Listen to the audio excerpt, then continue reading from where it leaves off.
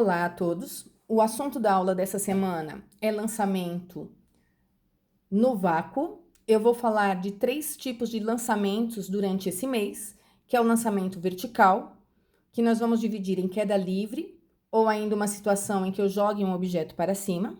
Lançamento horizontal, que é aquele no qual um objeto está rolando sobre uma superfície, essa superfície acaba e o objeto continua em movimento. E vou falar do lançamento oblíquo, que é aquele que se assemelha ao arremesso de uma bola de basquete em direção ao cesto. Eu vou dividir em 3 aulas, uma para falar apenas no lançamento vertical, outra para falar apenas no lançamento horizontal e a última aula desse semestre vai falar do lançamento oblíquo. Para eu falar de lançamentos, eu preciso relembrar todos os assuntos que nós vimos até agora, porque quando nós chegarmos em lançamento oblíquo, que é o nosso último tipo de lançamento, eu vou estar falando em vetores, movimento retilíneo uniforme e movimento retilíneo uniformemente variado. Então, a parte de lançamentos envolve todos os conceitos vistos até agora durante o semestre. Então, o que eu vou precisar relembrar com vocês de vetores? Eu vou precisar relembrar com vocês a parte de decomposição de vetores, isto é, quando eu tenho um vetor, que eu estou chamando de vetor V, vetor velocidade, formando um ângulo com o eixo X, aqui está o meu eixo Y, na vertical, e eu vou decompor esse vetor projetando ele no eixo X e projetando ele no eixo Y, achando as suas componentes, que a gente chama de componente Vx e componente Vy. Nessas componentes, nós achamos uma relação entre ela, o vetor e o ângulo, né? Então, o Vx é o V vezes o cosseno do ângulo, e o Vy, ele vai ser essa partezinha aqui, que é igual a essa, ele vai ser calculado como V vezes seno do ângulo. Eu vou repetir isso um pouquinho melhor, mais devagar, quando eu for falar do lançamento oblíquo, mas eu preciso relembrar que nos lançamentos eu vou usar decomposição de vetores. Preciso lembrar que no movimento uniforme eu vou ter uma única função horária, que é S igual a S0 mais V vezes T, porque a velocidade é constante, e no movimento uniformemente variado eu vou ter a função do espaço, que é o S igual a S0 mais V0T mais AT quadrado sobre 2, a função da velocidade, que é o V igual a V0 mais AT, e a equação de Torricelli, que é V ao quadrado igual a V0 ao quadrado mais 2A delta S. Como nós vamos começar falando de movimento na vertical, os lançamentos estão na vertical, eu não vou precisar usar, por enquanto, decomposição de vetores e também não vou precisar usar as funções horárias do movimento uniforme, ou melhor, a função horária do movimento uniforme. Então, essa dedução aqui de decomposição de vetores, a parte de movimento uniforme, eu vou trabalhar com isso quando eu falar no lançamento oblíquo e no lançamento horizontal. Então, na aula desta semana, eu vou falar apenas em lançamento vertical. Todos os nossos estudos até agora foram de objetos, né, se movimentando num plano horizontal. O que muda quando eu saio de um plano horizontal e vou para um plano vertical? No plano horizontal é um carro, é uma pessoa, é uma moto, é um móvel qualquer que pode ter uma aceleração qualquer. Quando um objeto está se movimentando na vertical, ele não pode ter uma aceleração qualquer. Ele vai ter uma aceleração específica, que é o que nós chamamos de aceleração da gravidade. O que vai fazer esse objeto modificar a sua velocidade é uma força que nós vamos ver um pouquinho mais para frente, que nós chamamos ela de força peso. E essa força está relacionada com uma aceleração muito específica, que é a aceleração que nós chamamos de aceleração da gravidade. Por que nós vamos trabalhar no vácuo? Nós vamos trabalhar no vácuo exatamente para ter o valor da aceleração independente de outras forças que não seja força-peso. Então, qualquer situação que eu trabalhe fora do vácuo, eu tenho uma força resultante atuando no meu objeto, que não é apenas a força-peso. Então, é importante aí que esteja no vácuo todos os lançamentos que nós vamos falar, tanto vertical, quanto horizontal, quanto lançamento oblíquo. Para esclarecer melhor por que tem que ser no vácuo, eu peguei para vocês um trecho de um vídeo, tá? Eu editei esse vídeo que está lá no YouTube, que fala da maior câmera de vácuo que existe no mundo. Então, aqui é um trechinho, tá sem o áudio, tá? Esse rapaz está na maior câmera de vácuo que existe no mundo. Aqui, como ele tá lá dentro, ainda não é vácuo, tem ar. Está lá em cima preso uma bola de boliche e algumas penas. E eles vão liberar, ao mesmo tempo, a bola de boliche e a pena, para ver o que acontece com o tempo de queda das duas. Então, como a gente pode observar aqui no vídeo, a bola de boliche, ela atinge o solo mais rápido do que as penas. As penas demoram mais para atingir o solo. Por quê? Porque existe aqui uma força além da força peso, que é a força da resistência do ar. Ela está atuando tanto na pena quanto na bola de boliche. E aí, o que ele propõe agora? Ele propõe analisar a mesma queda da bola de boliche e da pena com a câmara de vácuo acionada. Isso é, eles fecharam as portas, eles estão retirando todo o ar existente no local, então eu não vou ter a influência do ar na queda da bola de boliche e das penas, e eles estão aí repetindo o mesmo experimento. Isso é, ergueu a pena, ergueu a bola de boliche e lançou as duas ao mesmo tempo.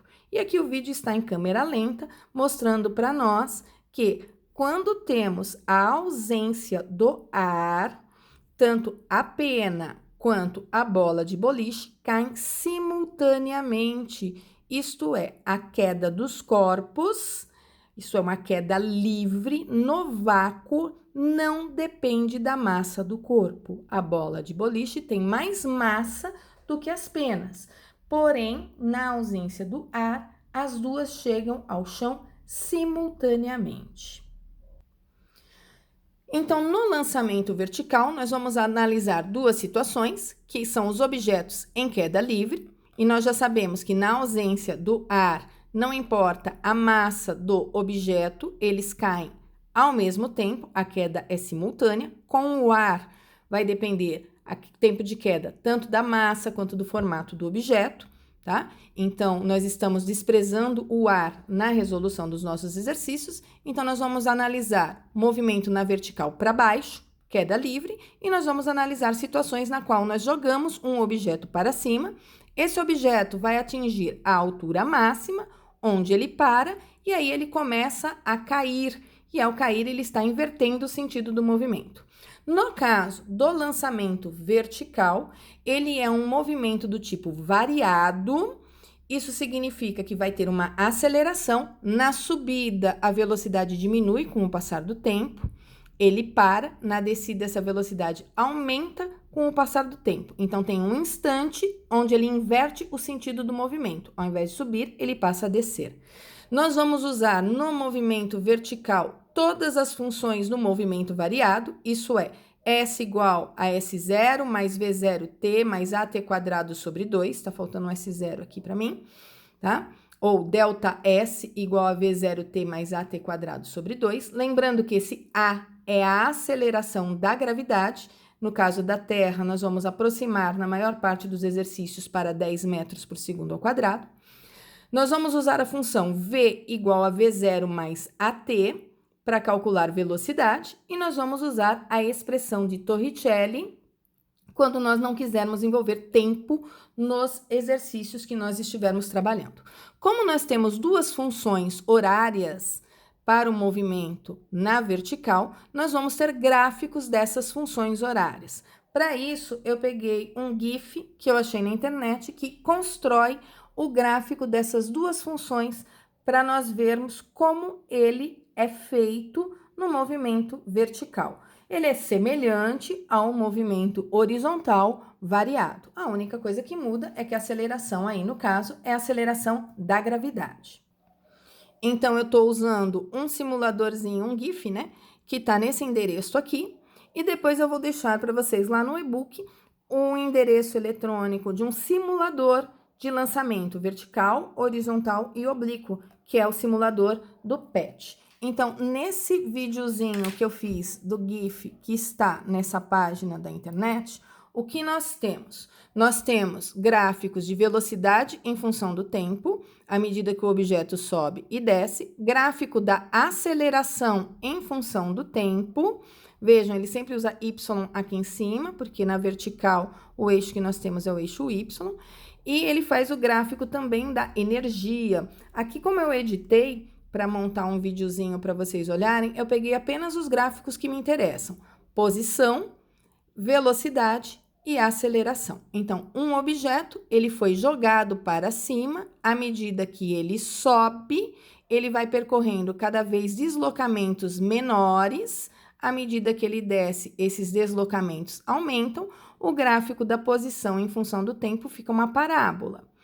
No caso da velocidade, à medida que ele está subindo, essa velocidade vai diminuindo com o passar do tempo, ele para, ele inverte o sentido do movimento e aí a velocidade dele começa a aumentar negativamente. A aceleração, tanto na subida quanto na descida, é a mesma, que é a aceleração da gravidade. Então, eu vou pegar aqui as três situações, eu vou tentar pausar o vídeo para vocês entenderem aqui o que está acontecendo, tá? Aqui era o gráfico da energia, que ele também mostra, mas o gráfico da posição em função do tempo. Então, à medida que o objeto sobe, ele vai percorrendo deslocamentos cada vez menores. Então, o meu gráfico dessa função de posição por tempo é da função S igual a S0 mais V0t mais AT quadrado sobre 2. Ele sobe, diminuindo cada vez mais a distância que ele está percorrendo, então meu S vai diminuindo com o passar do tempo.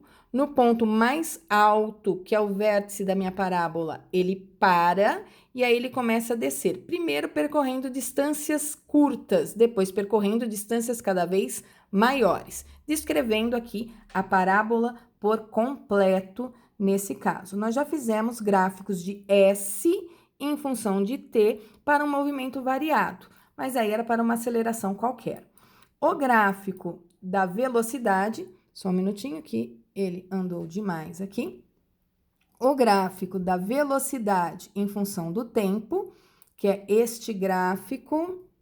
É difícil aqui a gente mexer no vídeo, pausar o vídeo, né? Mas o gráfico da velocidade em função do tempo, chato. Peraí que eu vou acertar aqui e eu já volto à gravação. Pausei aqui o vídeo. Então, o gráfico da velocidade, à medida que ele sobe, a velocidade vai diminuindo. Então, ele começou com uma velocidade grande aqui embaixo. À medida que foi subindo, essa velocidade foi diminuindo de valor. No ponto mais alto, a velocidade vale 0. E aí, ele começa a inverter, cada vez aumentando mais a sua velocidade. Só que agora ele aumenta essa velocidade negativamente, porque ele está no sentido oposto ao da trajetória. Então, se eu adotei a trajetória positiva para cima, à medida que ele começa a cair, ele está no sentido oposto ao da trajetória, portanto, a velocidade dele é negativa. O gráfico da aceleração, não importa se ele está subindo ou se ele está descendo, o gráfico da aceleração fica sempre uma reta paralela ao eixo do t, abaixo do eixo, porque quando ele sobe, eu tenho a velocidade positiva, a aceleração negativa, a aceleração sempre para baixo, puxando o corpo para baixo, força-peso. Então, à medida que ele sobe, essa velocidade diminui. À medida que ele desce, a aceleração da gravidade está para baixo, a velocidade dele também está para baixo, então a aceleração e velocidade têm o mesmo sinal, ela continua sendo negativa e a aceleração não muda de valor, ok? E aí eu tenho os três gráficos depois no vídeo, juntos, da posição, da velocidade e da aceleração. Eu vou acessar aqui o simulador para vocês darem uma olhadinha como é que as coisas acontecem, como é que a gente estuda um movimento usando uma simulação que está no site do PET. Eu vou aqui na introdução, tá? Ele mostra para mim um canhãozinho, eu consigo controlar a altura deste canhão. Aqui ele vai fazer um lançamento horizontal, isso eu vou mostrar na próxima aula. Então, eu vou baixar esse canhão até à superfície, vou virar esse canhão para cima para simular aqui um lançamento na vertical. Então, diminuindo aqui a altura do canhão, arrastei ele aqui para baixo, vou colocar ele com um ângulo de 90 graus em relação à superfície. Aqui do lado direito eu posso colocar o que eu quero lançar. Se eu quero lançar, posso lançar aqui uma abóbora, posso lançar uma bala de canhão, posso lançar uma bola de golfe, uma bola de beisebol, uma bola de futebol, um humano, um piano e um carro, ok? Eu vou lançar aqui uma bala de canhão. Aqui ele me dá a massa, ele me dá o valor da resistência do ar, se eu quero resistência do ar ou não.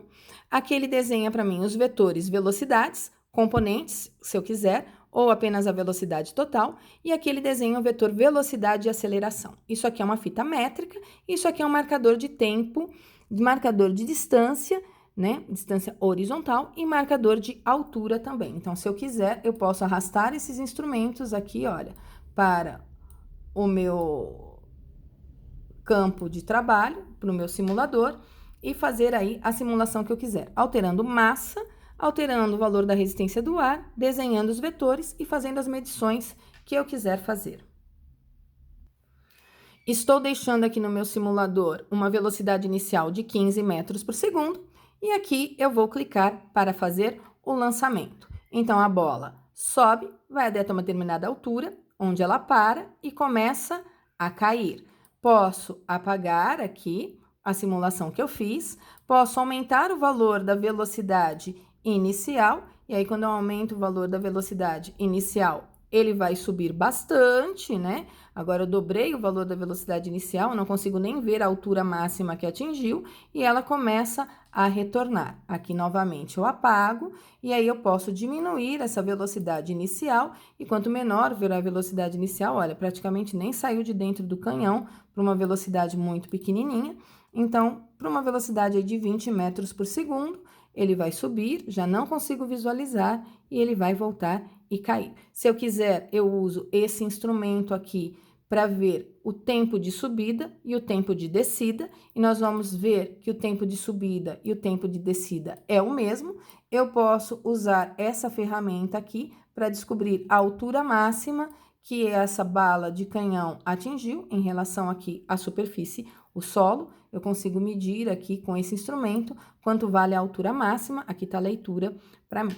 Então, tentem em casa fazer simulações com esse endereço eletrônico para brincar um pouquinho aí com os tipos de lançamento. Eu vou voltar a fazer simulações, mas não vertical, vou fazer simulação horizontal e lançamento oblíquo para desenhar os vetores, as componentes, né? Tudo que eu preciso em cada uma das situações. Então, fica aqui uma dica de estudo para vocês de lançamento, que poderia ser uma atividade de laboratório prática, mas aqui nós estamos usando um simulador para mostrar. Voltando agora para o slide de aula, tá? Então, nós estávamos aqui no caso dos lançamentos, vendo aqui os gráficos, e agora eu vou fazer algumas questões comentadas. Para resolver os exercícios de lançamento vertical, eu vou usar as mesmas expressões que a gente estava usando até a lista passada, de movimento retilíneo uniformemente variado, tá? Eu vou usar a função da posição, eu vou usar a função da velocidade e eu vou usar a expressão de Torricelli. A única coisa que muda é o valor da aceleração. E aí eu preciso lembrar que se um objeto estiver atingindo a altura máxima, nesse instante ele para inverter o sentido do movimento. Isso é, ele está subindo, ele atinge a altura máxima, ele para e começa a cair. Estou começando aqui com uma questão comentada, que o objeto não é jogado para cima para eu esperar ele cair. Ele simplesmente está lá em cima e ele foi abandonado. É uma queda livre. Então, o que esse primeiro exemplo diz para mim? Um corpo é abandonado a 80 metros do solo, sendo G, aceleração da gravidade, então ele me deu o valor de uma aceleração, igual a 10 metros por segundo ao quadrado, e o corpo estando livre de forças dissipativas, determine um instante e a velocidade que o móvel possui ao atingir o solo. Então, o que eu sei? Eu sei massa do corpo, Não, eu não preciso saber a massa do corpo. Por quê? Porque eu não tenho forças dissipativas. O que significa forças dissipativas? Eu não tenho a resistência do ar influenciando no exercício. Então, não me importa a massa e não me importa o formato do objeto, tá? É como se ele fosse sem massa, é como se ele não tivesse dimensão. Essas grandezas físicas eu posso desprezar nessas situações. Então, estou analisando uma situação idealizada. Eu sei a altura na qual ele foi abandonado. Então, ele estava, se aqui é o solo, ele estava a 80 metros, ele estava aqui em cima, quando ele foi solto, tá? O problema quer saber a velocidade que esse móvel vai ter quando ele chegar no chão, no solo, e quer saber em que instante ele chegou no solo. Para isso, eu preciso lembrar que eu tenho 3 expressões para resolver os meus exercícios. Que expressões são essas que eu preciso lembrar? Eu preciso lembrar da expressão do Torricelli, v quadrado igual a v0 ao quadrado mais 2a delta s. Eu preciso lembrar da expressão da velocidade, v igual a v0 mais a vezes t. E preciso lembrar da função da posição, S igual a S0 mais V0t mais AT quadrado sobre 2. Como o problema está querendo saber o instante, ele quer saber o tempo, eu já sei que eu não vou usar a equação de Torricelli. Ou eu vou usar a expressão que nós chamamos de sorvetão, que é a expressão do S, ou nós vamos usar a expressão do Voat, que é a expressão do V. Como ele me deu altura, ele me deu posição, ele me deu aceleração, o objeto foi abandonado, velocidade inicial é 0, então eu sei velocidade, distância, aceleração e eu quero saber o tempo. Que expressão que eu vou usar para isso? Eu vou usar a expressão da posição. Então, aqui já tenho a resolução toda do exercício. O meu objeto caiu de uma altura de 80 metros, então eu fiz uma figura aqui mostrando, meu objeto estava aqui em cima, lá em cima, com uma velocidade inicial 0, no instante t igual a 0, ele foi abandonado, velocidade 0, foi abandonado. A aceleração da gravidade é para baixo, sempre, ela vale 10, positivo, nesse caso. O deslocamento que o objeto teve é de 80 metros e eu quero saber o tempo que ele demorou para chegar aqui. Escrevi a expressão S igual a S0 mais V0t mais AT quadrado sobre 2 de uma maneira um pouquinho diferente, tá? Lembre-se, quando eu escrevo ΔS, aqui está embutido que é S menos S0. Como eu tenho um S0 negativo, se ele passa para o outro lado, ele passa positivo. Aqui, ao invés de escrever como S igual a S0 mais V0t mais AT quadrado sobre 2, eu achei mais simples eu colocar direto como ΔS. Então, a altura na qual ele caiu é o ΔS, 80.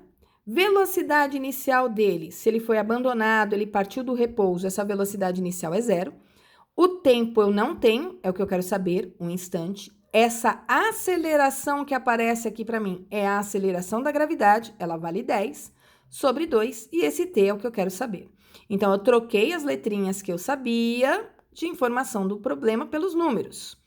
Fiquei, então, com esse termo desaparecendo, porque 0 vezes t dá 0.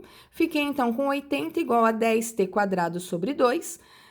O 2 estava dividindo, eu passei para o outro lado multiplicando. 80 vezes 2 dá 160. Então, 160 é igual ao 10t quadrado. O 10 estava multiplicando, eu passei dividindo. Então, eu fiquei com 160 dividido pelo 10, que deu 16. Como t estava ao quadrado, eu passei a raiz quadrada no 16 e achei a resposta aqui, ó, 4 segundos. Esse objeto demorou 4 segundos para chegar ao solo, para chegar ao chão. Além do instante, o problema quer saber velocidade. Para saber a velocidade, eu vou usar a expressão v igual a v0 mais at. Substituindo os dados, eu quero a velocidade inicial é 0, porque ele partiu do repouso, a aceleração é 10 e o t eu acabei de achar aqui no item A, que é o instante que ele atingiu o solo, vale 4 segundos.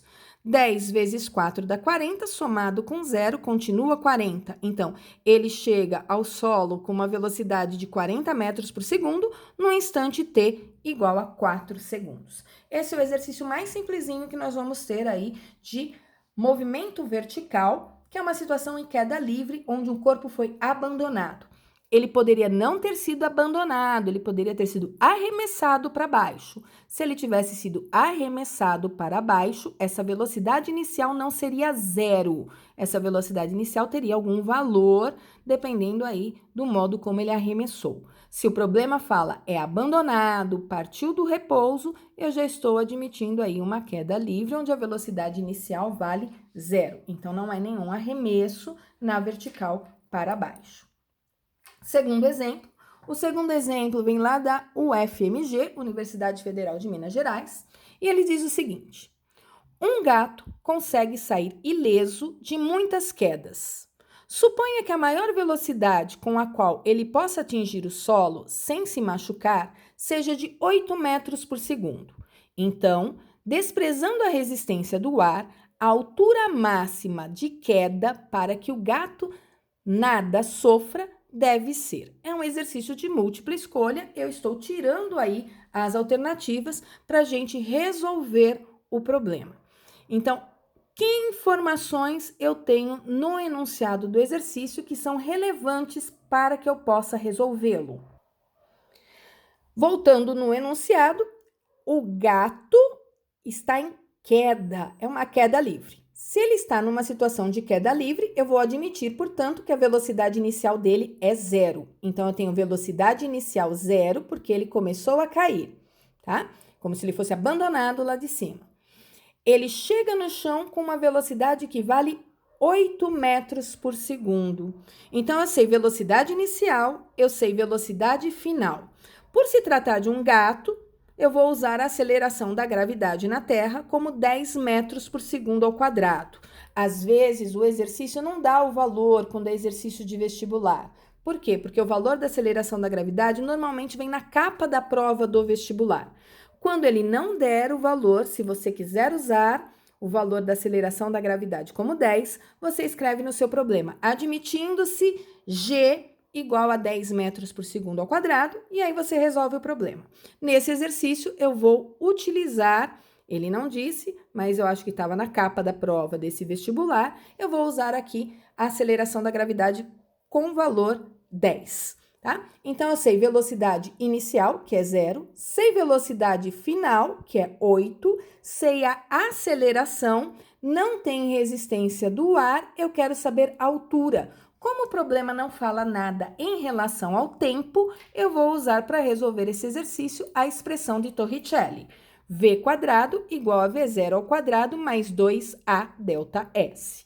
Velocidade final 8, velocidade inicial 0, aceleração 10, troquei o delta S por H para falar aí uma representação para altura. 8 ao quadrado 64, 0 ao quadrado é 0, 2 vezes 10, 20H.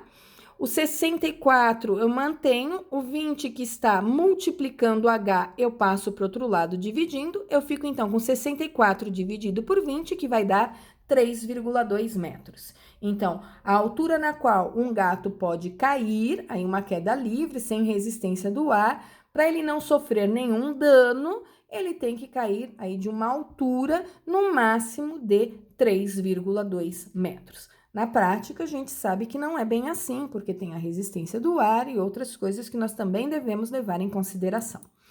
Próximo exemplo.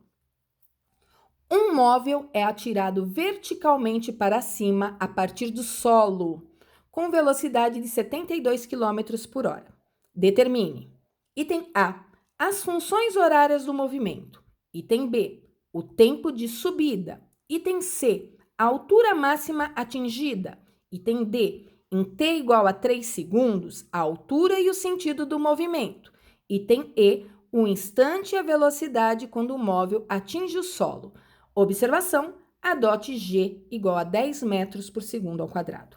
Então, para resolver esse exercício, eu vou começar convertendo essa unidade de medida. Está em quilômetros por hora e a unidade da aceleração está em metros por segundo ao quadrado. Transformando 72 km por hora para metros por segundo ao quadrado, eu vou dividir por 3,6. 72 dividido por 3,6 vai dar 20. Então, o que eu sei? Eu sei que ele foi jogado para cima, então eu vou tentar fazer um desenho dessa situação. Adotei uma trajetória positiva para cima, aqui está o meu objeto, ele foi jogado para cima com uma velocidade inicial de 20 metros por segundo. Então, quando t era 0, a velocidade inicial dele é 20. Eu sei que ele vai começar a subir, vai atingir uma altura máxima, onde ele vai parar e começar a cair. Desenhei o que acontece com o meu objeto, lembrando que eu tenho uma aceleração, que é a aceleração da gravidade, e ela está para baixo. Se eu adotei que a trajetória é positiva para cima, se eu adotei que a velocidade inicial do meu objeto é positiva, porque ele está no sentido da trajetória, a aceleração, como aponta no sentido oposto ao da velocidade, ela tem que ter um sinal oposto ao da velocidade também.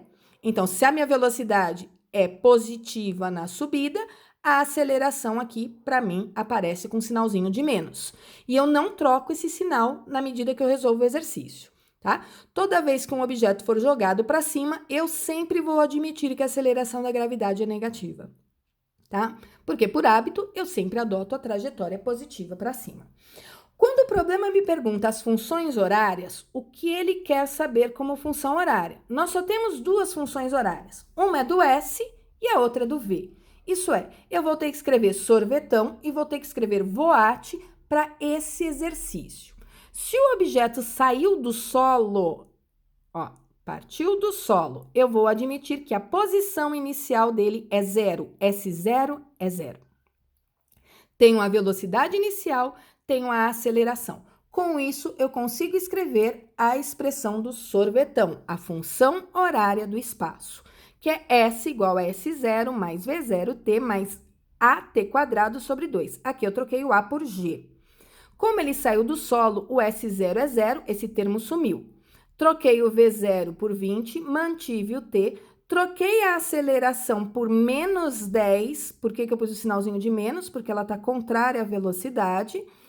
Menos 10 sobre 2. Simplifiquei esse 10 sobre 2 e escrevi a função como S igual a 20t menos 5t quadrado. Escrevi a função horária do espaço. Tem mais de uma função, tem a função da velocidade. Qual que é a função da velocidade? É o voate, V igual a V0 mais AT. O V eu mantenho, o T eu mantenho, se eu estou escrevendo a função. O V0 eu troco por 20 e a aceleração eu vou trocar pelo menos 10, que é a aceleração da gravidade. Com isso, eu escrevi a função horária da velocidade. Agora, o que o problema quer? O problema quer saber o tempo de subida. Para achar o tempo de subida, eu posso usar essas duas expressões, mas eu vou usar a função horária da velocidade, porque para saber o tempo de subida, o tempo que ele demorou para subir, se eu fosse usar a função do espaço, eu teria que saber a altura máxima que ele atingiu. Como eu não sei a altura máxima, eu vou usar a função da velocidade. Então, vou pegar V igual a V0 mais AT, que eu já tenho valores, e vou substituir esse V aqui por 0. Por que eu vou substituir esse V por 0? Porque ele vai subir e ele vai parar para começar a cair. Então, o tempo dele de subida é até atingir a velocidade final igual a 0. Estou vindo aqui para o cantinho, peguei a função da velocidade, troquei essa velocidade final por 0, mantive o 20, mantive o menos 10t. O menos 10t negativo, levei para o outro lado positivo, 10t igual a 20. O 10 estava multiplicando, passou dividindo, t é 20 sobre 10, que deu 2 segundos. Então, o tempo para subida foi de 2 segundos. A altura máxima atingida. Agora que eu sei o tempo que ele demorou para subir, eu vou substituir na expressão, na função do espaço. E se eu substituir esse t na função do S, eu descubro quanto vale o S para o t igual a 2, que seria na altura máxima. Pessoal, como eu já estou com uma aula de 35 minutinhos e para levá-la para o Face, para o YouTube, isso demora muito, eu vou continuar esse exercício na próxima gravação.